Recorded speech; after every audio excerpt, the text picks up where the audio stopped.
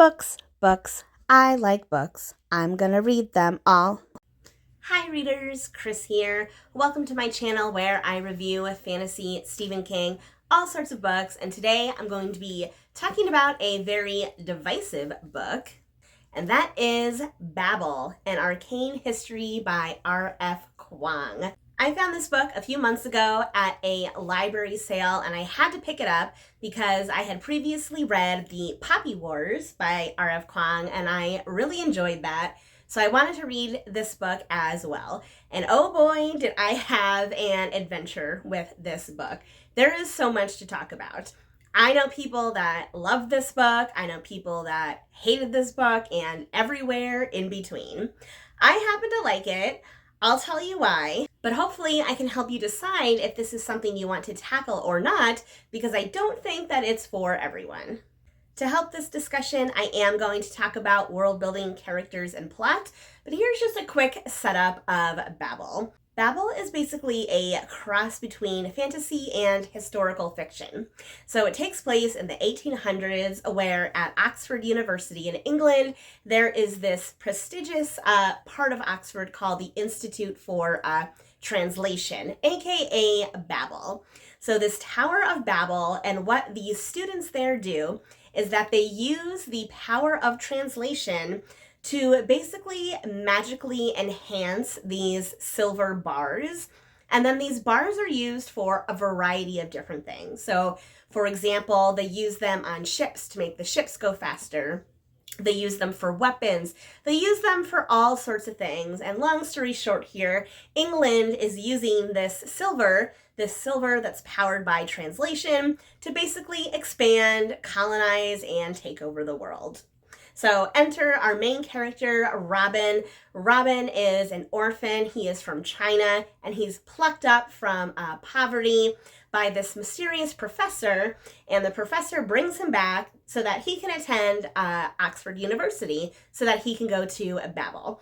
Because here's the thing, the stronger the translation, the more the power. So having someone like Robin, who is native to another language and therefore knows multiple languages, makes him very useful to the university.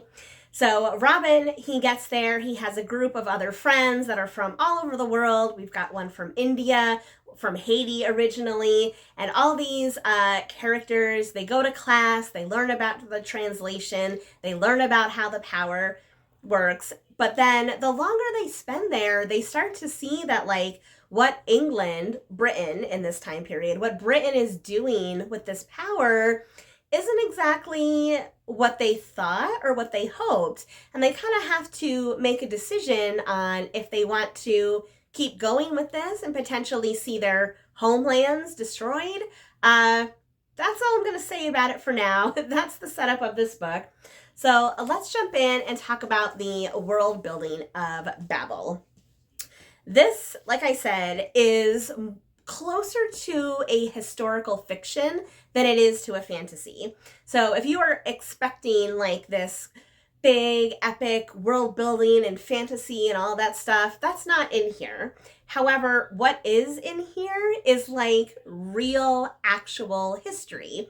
This was a time in British history where they really were colonizing India, colonizing Egypt, sending opium over to China to keep them subdued. These are all real things that happened in the world. And I found a lot of that really fascinating. There were multiple times during this book that I actually stopped reading and went online and Googled some of these things. I Googled the history of Haiti. I Googled the opium wars between China and England. These are all things that really happened. Yes, this book has a magical element to it, but I would say, again, it leans way more historical fiction than it does fantasy. As someone who does enjoy historical fantasy, I found a lot of that stuff really cool and really, really interesting. This is something that Kuang did in the Poppy Wars as well. She used real Asian history, real historical events, to base her stories off of. And she did the same thing here. So if you liked that aspect of the Poppy Wars, if you read them, you'll like that about this as well. If you're not into that, if you're more, want that like true immersive fantasy feeling, you're not going to get that from here because this is way more realistic. But I like those aspects of it, but that's just me. That's all I'm going to say about the world building for now, because I want to spend the majority of my time talking about the characters and the plot. And I think I want to actually talk about the plot first and the characters last. So the plot of this book, I think this is where the book becomes a bit divisive, the plot of this book. In the first about half of the book, the first chunk of the book, really does focus on Robin and his schoolmates and his classmates learning about how the translation power works. So it's a lot of them being in school with different professors and learning about the power of translation. And the simplest way that I can explain it here, because it is a bit complex in the book, is that basically they have these silver bars, and on one side of the bar you would say, write like hello, you would write something in English, and on the other side of the bar you would write a translation in a different language. And then depending on how, like, is it just a translation from like English to maybe Spanish, it's not that maybe that big of a translation, so it would have minimal power. But if you translated it into something like Chinese, which is totally different, then you would have like a greater power. So it's really advantageous to have students from all of these far-flung areas of the globe, because they have this really unique ability to make this really powerful tool, these really powerful tools. But of course, even though Britain is using them for their abilities, for the rest of Oxford University, they're still seen as foreigners. They're still seen as less than. Two of Robin's classmates are women, are girls. One of them, a black girl, she's originally from Haiti, and one of them is white. She comes from a wealthy family, but still, because she's female, and this is a time, again, when there were very few female students in Oxford at all, let alone in this at Babel Tower, they do get treated differently by everyone.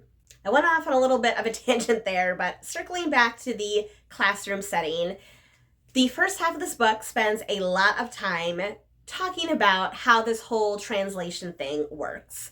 And for some people, and you're going to know if this is you or not, some of that can be a little bit boring, because it really does talk a lot about translations, the history of words, word etymology. I mean, like, you're really learning stuff in here if you're paying attention, but not a lot else is happening, so it's quite slow. It is quite slowly paced. For me, personally, I was an English major. That is what I majored in when I went to school. And specifically, I took a lot of linguistics classes. So because of that, I am very familiar with like how different accents work, how the shape of your mouth can make words sound different. I am familiar with a lot of those concepts of word etymology. So I personally found all of that stuff absolutely fascinating. So even though it was slow, I felt like I was learning something, or not even learning something, but I felt like I was getting my brain refreshed from stuff that I had learned in the past. So I really like that part. However, I do understand that not everyone is going to. It is very complex. It is very slow. So again, if you're someone who's like into word etymology, you might like it. But if you're not into that, you might struggle with that part a little bit. Then we get to the second part of the book, and this is where things really start to change, where the action starts to pick up. This is where our characters get into situations where they really have to decide not only what they want to do, but who they want to be. Do they want to be part of this machine, quote unquote? Do they want to be part of this system where they are being used to power a country that is going out and taking over the world, and how can they make a difference? How can one person in this huge empire make a difference? And this is something that the characters, all of the characters, struggle with, because they all have very different opinions and very different views on how those changes should happen. If you think about like any big revolution throughout history, like there's people that do all kinds of things, right? There's the people who fight on the front lines, you know, pick up the rifles. There's the people who spread the pamphlets out all over the place. There's the people who might work quietly in the background. Like there's a lot of different ways that you can approach making a large scale change like they are trying to do in this book. Some of the characters, though, it was really hard to accept the choices that they made. And it's going to be hard to explain this without giving away spoilers. But let's just say that this book poses a lot of moral questions, And that it was really challenging because at one point, one of the characters, they are like at the end of their rope and they feel like they don't have any other choice other than to use violence to make a change. My knee-jerk reaction to that was like, oh my God, no, like violence can't be the answer. It just can't be. Like in my heart of hearts, that was my knee-jerk reaction. However, as the story went on and things developed and characters talk to each other and debate each other and have all these really complex and deep moral discussions, like I came around and I kind of changed my mind a little bit. Like this book really forces you to think about difficult topics. It really does. It really forces you to think about difficult things, moral questions, and I personally really enjoyed that experience. I enjoyed this experience of being challenged. Again, not everyone is going to, but personally I did. And even though I still don't necessarily approve, quote unquote, or like some of the decisions that were made, I appreciate that they were made and I appreciate that they were challenging. I hope that makes sense without going into the specifics here. But again, if you've read The Poppy Wars, you will know that R.F. Kuang, her characters are morally gray. Her stories and the things that happen are morally gray. And it's the same thing in here. And I feel like that is such a fresh change from a lot of books that I read that I really like that part. I really like being forced to think critically, to be like, what would I do if I were in that situation? Like, I feel like I wouldn't do that, but maybe if I had no other choice, I mean, maybe I would. I am privileged to have never been in the position where I've had to fight to exist. So I don't know. Maybe I would choose the same thing as some of the other characters. I don't know. But again, the point I'm trying to make here is this book asks some very tough questions, and it made me question some very tough topics. And at the end of the day, I liked that. I liked that it was a challenge. But again, not everyone will, so you know if you want a story to challenge you or not. So let me talk about the characters, starting with our main character, Robin. Because Robin is the one who, the story kind of revolves around Robin and his experience. And I think Robin was probably the most challenging character, which is funny because you have a main character who's very challenging because you don't always agree with the things he does, with the things he thinks, with the things he says. And for some people, I can totally understand that that might not be like a pleasant reading experience. Like you want to root for the hero and you want to be able to cheer for someone. But that is not what this book is. That's not what this book is. There aren't any heroes in this book, at least not in the traditional sense, So Robin is a very challenging character, and in some ways he is very similar to Rin, the main character in the Poppy Wars. So if you liked Rin because she was a challenging character as well, You might like Robin. However, if you didn't like Rin, because, again, Rin was a morally gray character, didn't always do the right thing, didn't always say the right thing, you may have that same struggle with Robin. Robin deals with a lot of things, and sometimes it's like, how could he do or say or make that decision? Like, how could he do that? But then you have to think about the things that he has gone through. Like, he lost his family at a young age. He was taken from his homeland, taken from everything he knew, put in this environment where no one even likes him. Like, he's supposed to be there to help the empire, but no one even wants him there because he's a foreigner and he doesn't belong.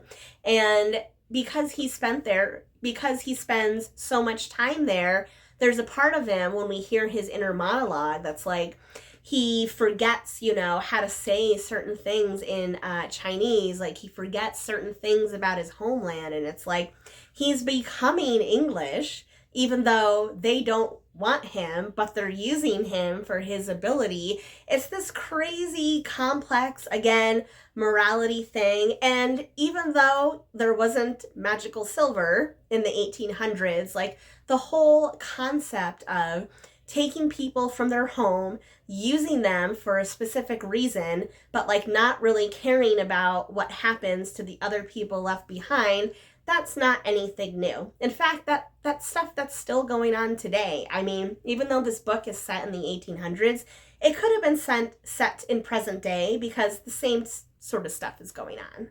So other than Robin, like I said, he has a group of friends. There's 4 of them all together. And as much as I want to talk about all of them individually, I don't want to make this video 500 hours long. So I will just say that my other favorite character was Victoire. So Victoire, even though she's from France, her roots are from Haiti. And I had no idea before this book, I'm sad to say, that there was this Haitian revolution that happened back in the 1800s. And again, this was a real thing, a real story about how the Haitians revolted and kicked France out of Haiti and became the first free Black nation in the world. I didn't know about any of that. So again, I spent so much time Googling Haitian history, and I found all of that stuff fascinating. And the reason that I love Victoire is because I think out of all the characters, I feel like she is the most level-headed, especially when the group really starts to fight and debate about what is the right thing to do here. Like, should we choose violence? Should we talk it out? Should we do this? Should we do that? She's very level-headed. She never lets her anger get the best of her, even though she has every right to, because not only is she a foreigner, she's a woman, she is a Black woman. She has so many things going against her. But even with that, she is a survivor, and she can hold her head up high. She also has one of the last lines in the book, and I have to say, hands down, that this book has one of the best closing lines in a book ever. Yes, I'm saying it right here. Best final line in a book ever. I really want to tell you because I want to tell you how amazing it is, but I don't want to ruin the surprise for you. Let's just say that Victoire says something in Haitian Creole at the end of the book, and they never tell you what it is. So if you want to find out what she says, you have to go and look it up, which I did. I immediately, Googled it. What does this mean? And what it means was just chef's kiss. I'm like, that is an amazing way to end this book. Amazing. So, yeah. So I think I'm going to end it there. I would love to hear from other people that have read this book because I definitely feel like I liked it way more than I know some other people did, but that's okay. That's the joy of reading. Some books are for some people, some books aren't. So just to wrap this book all up, is this book for you? If you like historical fiction, this book could be for you. If you enjoy reading morally gray characters, characters who make the wrong decisions, characters that you can't always root for, this might be the book for you. If you like word etymology, this book might be for you. If you like stories that really challenge you and challenge your thinking and challenge you morally and critically, this book might be for you. However, if you don't like any of those things, or maybe not any of them, if you don't like some of those things, then this book may not be for you. Again, it is very slow in the beginning. I liked that part. It's got morally gray characters, very, very challenging. I liked being challenged. But again, you know what kind of books you like to read. So if it sounds like something that's exciting, definitely give it a try. And if not, then there's plenty of other books out there for you to choose from. So that is all from me today. Sorry, this one was kind of a long one, but man, this book has layers on layers on layers. I could talk about this book all day. I would love to debate this book with someone. So now I want to know from you, have you read Babel? If you have, let me know in the comments section below. What did you like about it? What did you not like about it? And as always, if you like this video, please give it a thumbs up. If you're not already, please subscribe to my channel for more bookish stuff coming your way soon. All right, everyone, happy reading. Roscoe, it's so nice of you to show up. Who's a good boy?